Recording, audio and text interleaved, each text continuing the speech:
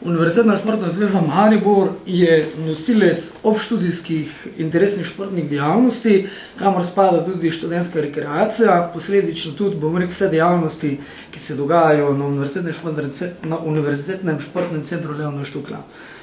Tedensko nas na UŠC-ju obišče preko 1500 študentov in mi smo imeli z univerzo in z študentsko organizacijo Univerzo v Mariboru tripartitno pogodbo. Na tej pogodbi smo bili podpisani mi kot Univerzitetna športna zveza, omenil sem že, da univerza in študentska organizacija. To pogodbo smo podpisali leta 2000 in ta pogodba oziroma ta sporazum je urejal kritje stroškov na Univerzitetnem športnem centru Leona Štukla. Zdaj mi sami kot Univerzitetna športna zveza Maribor ne razpolagamo z nekimi sistemskimi viri financiranja, ampak z temi stroški razpolaga oziroma z temi sredstvi razpolaga študentska organizacija in zdaj je prišlo do enostranske prekinitve sporazuma. Univerza je od nas želela, da mi podpišemo pogodbo o najemu UŠC-ju. Mi enostavno teh sredstev ne prejemamo, ampak jih prejema zato študentska organizacija in študentska organizacija je želela v našem imenu podpisati to pogodbo, vendar je to univerza zavrnila, skratka ne želijo ŠOM kot partnerja na tej pogodbi. Univerza v Mariboru se je pogovarjala kar nekaj časa z Univerzitetno športno zvezo na njihovo pobudo, da se trenutno obstoječi sporazum o sodelovanju prekine in se pristopi k podpisu pogodbe. Univerza v Mariboru je z Univerzitetno športno zvezo to pogodbo uskladila, o tem obstaja več zapisnikov sestankov, tudi zamenjali smo si elektronska sporočila. In na koncu, ko smo poslali pogodbo v podpis, na zadnje usklajeno, pa so prišli dopisi, da oni ne nameravajo izvajati oziroma skleniti te nove pogodbe. Glede na to, da se pa stari sporazum ni več izvajal, predvsem v finančnem smislu, torej od novega leta približno do danes dejansko nismo dobili niti evra za uporabo teh naših prostorov, smo pa tudi seveda mi ustrezno ukrepali in odstopili od sporazuma.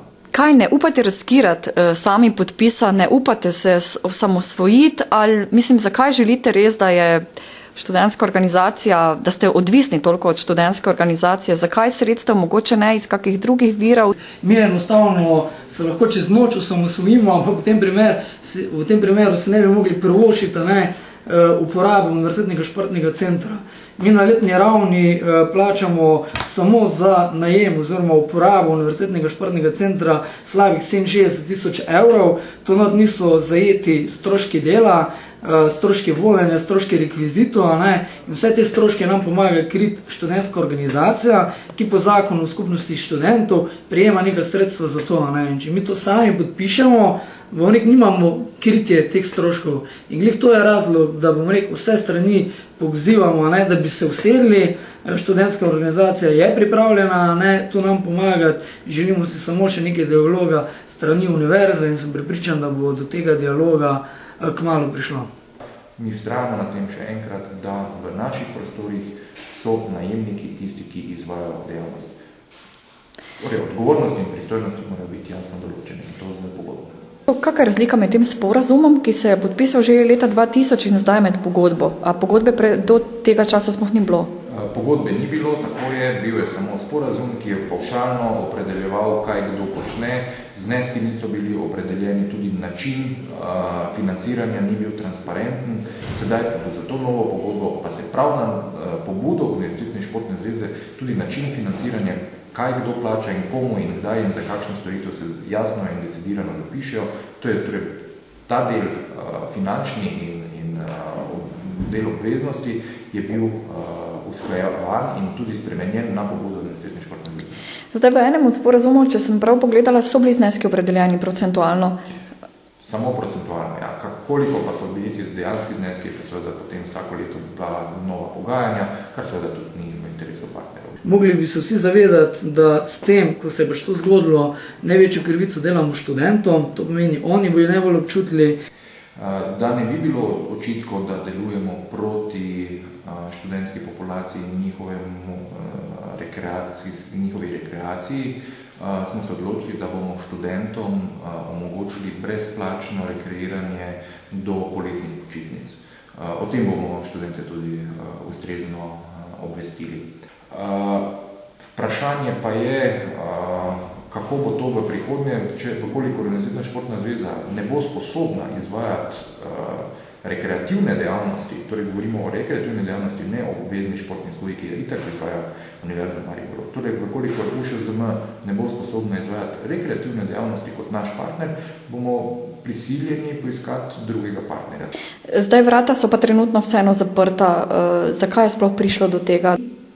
Do tega je prišlo zato, ker se prejšnji sporazum v finančnem delu ni več izvajal in smo opozarjali naprej, da vkolikor ne bo prišlo do nove pogodbe, da bomo morali vrata zapreti. Dejansko smo šli v UŠZM-ju toliko na roke, da tega nismo naredili že 1.1. Letošnjega leta, kar bi dejansko morali narediti, glede na to, da ni bila pogodba ustrezno. Kaj misliš, recimo, kako komentiraš? Stojijo tu za tem osebne zgodbe, osebni spori? Je zdaj, v bistvu, že iz medijev je bilo to videno, ne, da obstaja neko napetost med samo univerzo in študentsko organizacijo. Zdaj ne vem, kako daleč so te napetosti prišli, vsekakor bi bilo pa lažje, če teh napetosti ne bi bilo.